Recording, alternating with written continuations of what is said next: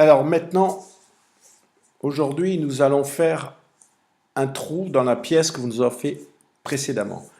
Vous vous rappelez, vous ouvrez Tinkercad et là, vous voyez afficher la pièce que vous avez faite. Vous cliquez dessus. Voilà. Ici, il va vous demander si vous voulez l'éditer.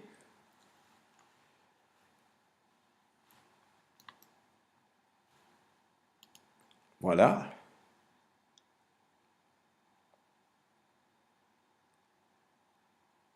Et là, il va vous l'afficher à l'écran. Alors bien sûr, on peut le voir en gros, on peut le voir toujours en petit, on peut le voir de haut.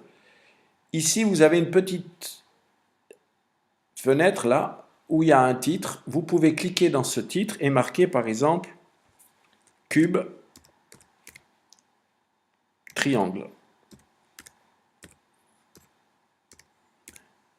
À partir de maintenant, ça s'appellera cube triangle. Voilà, on va regarder ici. Voilà. Maintenant, nous allons faire un trou dedans, à l'intérieur. Donc, vous voyez ici, il y a des pièces qui sont grisées. Donc, on va se mettre par exemple sur un côté. On va se mettre assez loin. On va prendre une des pièces grisées. Celle-ci, on va la mener ici. Donc, vous voyez là, on l'a en plein écran. Donc, quand on l'a en plein écran, c'est simple.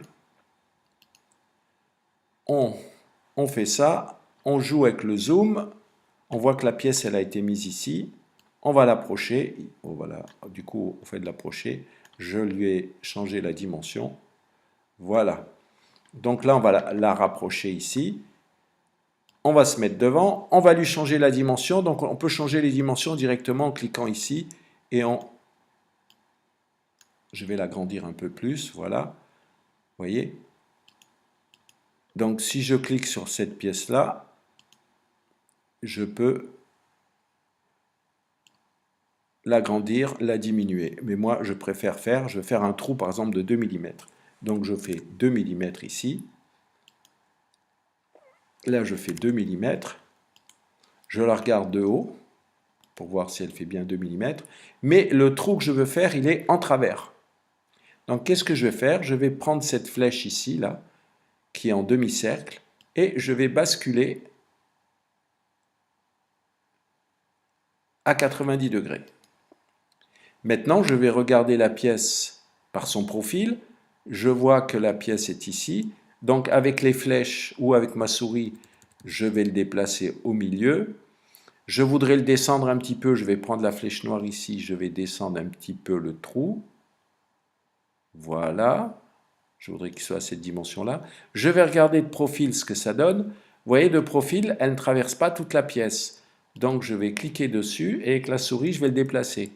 Alors, si je veux faire un trou qui traverse toute la pièce, bien sûr, il faut que le cercle que je viens de faire soit aussi grand que la pièce. Donc, je vais mettre une taille plus grande, je vais mettre 30, vous voyez. Donc là, j'ai mis 30. Je vais regarder sur le côté. Je vais pousser la pièce comme ceci. Elle dépasse des deux côtés. Elle est à la bonne hauteur. Elle est bien partout. Je retourne. Je refais un petit cadre comme ça avec ma flèche. Je tourne ici pour grouper les deux pièces. Et automatiquement, ça va me faire un trou. Puisque j'avais cliqué sur une pièce en all et pas en solide, en vide plutôt qu'en... Après ces pièces-là, bien sûr, là je vous ai expliqué comment faire une pièce rapidement. Je vais vous expliquer comment l'exporter, parce que bien sûr, elle sera toujours sur le site. Mais pour l'exporter, il suffit d'appuyer sur Export.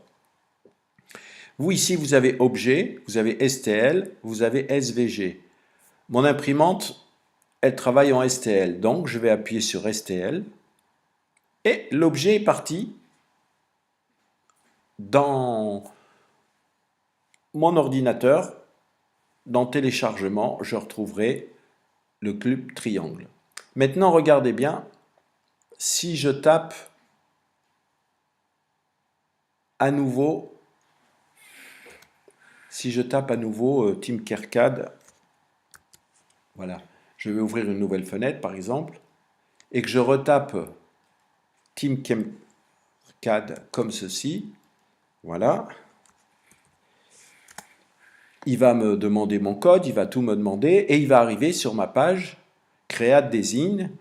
Et là, regardez bien, la pyramide que j'avais faite tout à l'heure, elle est là, et elle s'appelle bien cube triangle. Voyez. Par exemple, là, si celui-ci ne vous intéresse plus, vous cliquez dessus, voyez, hop, delete, ça veut dire supprimer. Voilà. Je vous donne rendez-vous pour une prochaine vidéo.